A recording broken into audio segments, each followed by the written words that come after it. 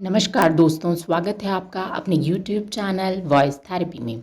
आइए सुनते हैं स्त्री का सच्चा घर कौन सा, आंखें नम कर देने वाली एक कहानी। मेरे तैयार होने से पहले मेरा नाश्ता तैयार हो जाना चाहिए। शादी के 25 सालों बाद भी मुझे क्यों बार बार एक ही बात बतानी पड़ती है। कविता, तुम्हें क्या है? तुम तो आराम से घर पर रहोगी, मुझे काम पर जाना पड़ता है। तुम हो कि हमेशा बेवकूफ़ों जैसी हरकत करती हो। अगर तुम यह जानबूझकर करती हो तो याद रखना, मुझसे बुरा कोई नहीं होगा। आज भी नीरज का पारा चढ़ा हुआ था। कविता के लिए नीरज का यह बेवजह का गुस्सा कोई नई बात नहीं थी। वह महीने में 3-4 बार ऐसे ही कविता पर बरस पड़ता था। पहले पहले कविता उसका विरोध किया करती थी, लेकिन जब कई सालों तक नीरज में कोई बदलाव नहीं दिखा तो कविता ने खुद को ही बदल दिया। अब नीरज के कुछ भी कहने से कविता को कोई फर्क नहीं पड़ता था। नीरज की हर बात वो चुपचाप सिर नीचे झुकाए सुन लेती थी।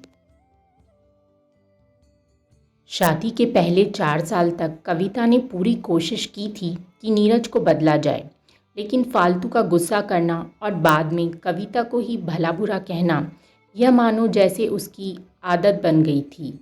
कोई भी वाद विवाद होता तो नीरज सीधा कविता को बोल देता, अगर मैं तुम्हें अच्छा नहीं लगता तो क्यों नहीं चली जाती अपने मायके, क्यों रहती हो मेरे साथ। इतना सब होने के बावजूद भी कविता नीरज के साथ रहती थी, क्योंकि उसे अपनी बेटी की फिक्र थी। और वह जाती भी तो कहाँ।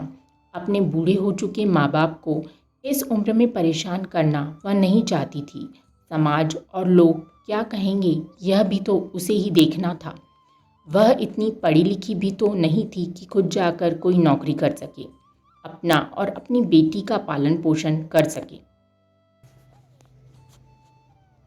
कविता को अब अपनी फिक्र नहीं थी, उसको फिक्र थी तो बस अपनी शादी लायक हो रही बेटी की।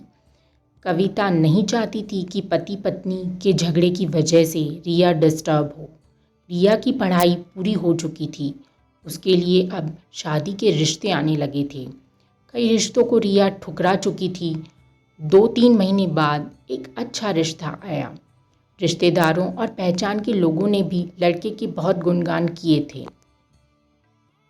नीरज एक शाम अपनी बेटी के पास बैठकर उसे बताने लगा, रिया बहुत अच्छा लड़का है, पढ़ा लिखा है, बड़ा घर है, बहुत अच्छी नौकरी है। ऐसे रिश्ते बार बार नहीं आते बेटा, इस बार मना मत करना। रिया अपने पिता से ज़्यादा बात नहीं करती थी, शायद डरती थी या शायद नफरत करती थी। लेकिन आज वो हिम्मत इकट्ठा कर बोली, मुझे अभी शादी नहीं करनी है पापा, मैं नौकरी करना चाहती हूँ, खुद अपने पैरों पर खड़े होना चाहती हूँ।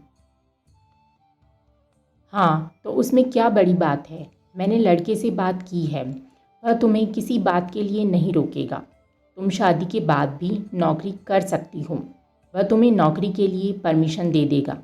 नीरज बोला, मेरा नौकरी करना या ना करना उसकी परमिशन पर क्यों डिपेंड रहेगा पापा? रिया ने पूछा। मैं कह रहा हूँ ना, तुम्हें किसी भी चीज़ की कमी नहीं होगी वहाँ। ऐसे रिश्ते बार बार नहीं आते, बहुत खुश रहोगी तुम वहाँ। नीरज बोला। पापा, क्या मैं उतनी ही खुश रहूँगी जितनी मम्मी इस घर में खुश है? रिया ने तंज कसते हुए कहा। आज तुम्हारी ज़बान कुछ ज़्यादा नहीं चल रही? नीरज गुस्से से आंखें बड़ी करते हुए बोला। पापा, मुझे शादी ही नहीं करनी है, क्योंकि शादी के बाद अगर वह लड़का आपके जैसा निकला तो मैं क्या करूँगी? मुझे आपके जैसा जीवन साथी नहीं चाहिए, जो बिना बात के मुझ पर हमेशा चिल्लाए। मुझे कुछ भी अपनी पसंद का लेना हो तो 10 बार सोचना पड़े, कहीं वह नाराज़ ना हो जाए। मेरी तबीयत कैसी भी हो, उसे परवाह ना हो, हर छोटी मोटी बात पर मुझे मायके जाने के लिए कहे। रिया ने अपना दिल खाली करते हुए पापा से सब कह दिया।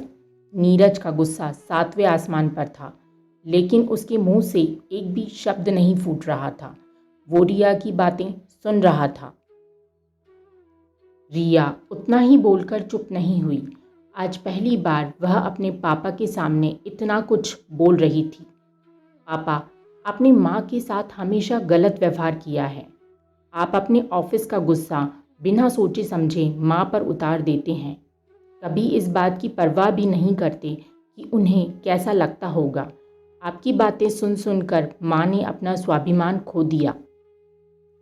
नीरज आज पहली बार अपने किए गए बर्तावों को महसूस कर पा रहा था। वो इतना ही बोल पाया, जो तुम्हारा मन है वो करो, मैं तो इतना ही बुरा हूं ना।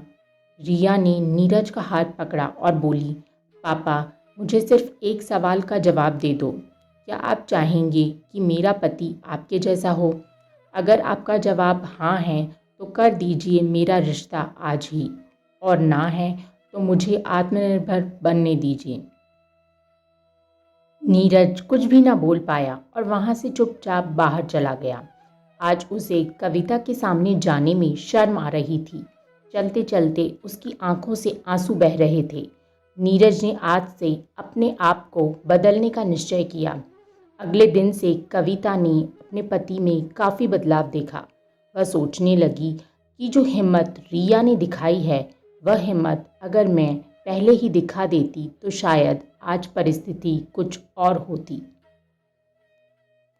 अब रिया पढ़ लिख कर अच्छी नौकरी करने लगी थी। 2 साल बाद उसके लिए एक अच्छा रिश्ता आया और उसकी विदाई पर नीरज बोला, बेटा तू हमेशा खुश रहेगी क्योंकि तेरा पति तेरे बाप जैसा नहीं है। नीरज की यह बात सुनकर कविता और रिया की आंखों से आंसू बहने लगे। दोस्तों, हमारे समाज में औरतों को भले ही देवी का दर्जा दिया जाता है, लेकिन वह स्वतंत्रता नहीं दी जाती जो उन्हें देनी चाहिए। उन्हें बचपन से ही बताया जाता है कि वह पराया धन है। माँ बाप का घर तुम्हारा नहीं है, पति का घर ही तुम्हारा घर है। जीवन भर यह बातें बता बता कर उन्हें ससुराल भेज दिया जाता है और एक दिन किसी छोटे मोटे झगड़े में ससुराल वालों से उन्हें सुनना पड़ता है कि इस घर को छोड़ दो और मायके चली जाओ। आपको यह कहानी कैसी लगी कमेंट सेक्शन में हमें ज़रूर बताइएगा। ऐसी ही मज़ेदार कहानियाँ सुनने के लिए चैनल को सब्सक्राइब कीजिए। फिर मिलते हैं एक नई कहानी के साथ। तब तक के लिए जय हिंद।